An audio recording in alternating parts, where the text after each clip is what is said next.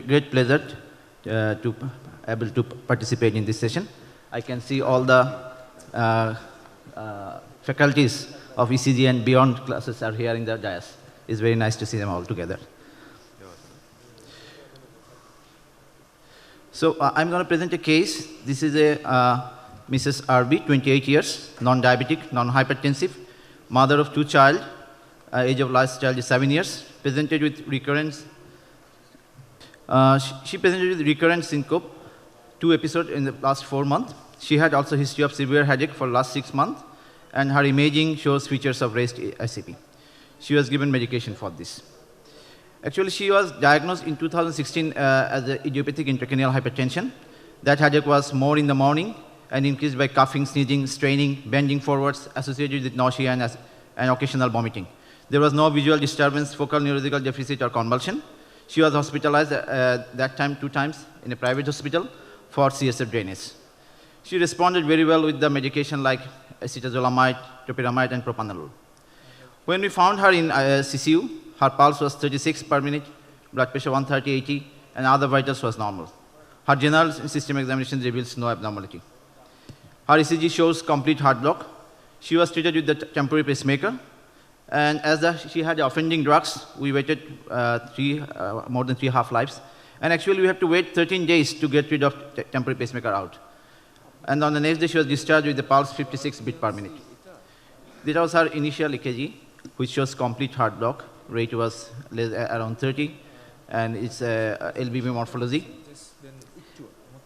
And look at her P waves it looks it's a giant P wave, looks like P pulmonally, and complete heart block.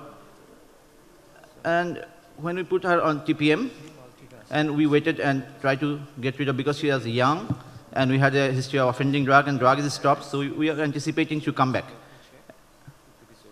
But whenever we take the TPM off, but she again go back to the complete heart block. So we have to wait for long 13 days. Then we can get rid of, we got a sinus rhythm, but it's a prolonged PR, first degree.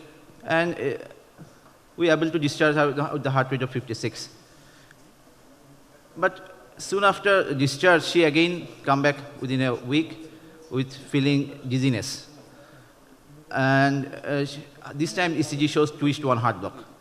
And initial evaluation for ischemic heart disease was negative. Hepatic renal function was normal.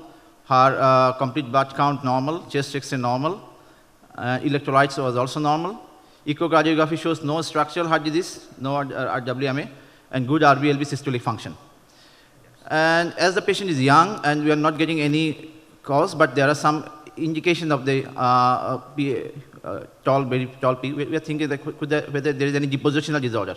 We went for cardiac MRI and revealed typical spotty enhancement, localized RWM presenting granuloma, not corresponding to the area of coronary artery distribution. Ventricles were not dilated. Her troponin not raised, BNP raised, and she was having breathlessness initially, and we also in that COVID situation, HRCT was done. Serum AC enzyme level was raised, and Monto test was negative, ferritin was normal. So we diagnosed the patient as a cardiac sarcoidosis. And then we decided to put her on a steroid, and we are anticipating that whether a steroid can revert her ECG to normal, and we can avoid the pacemaker. But unfortunately, that's not happened. And we had to put the dual chamber pacemaker, MRI compatible, because we may need to follow up the patient with cardiac MRI again.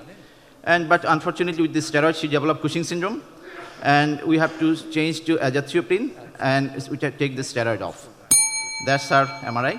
Restrictive filling palum, myocardial granuloma, spotty enhancement, and there is no extra cardiac involvement. So cardiac sarcoidosis is increasingly recognized and is associated with poor prognosis.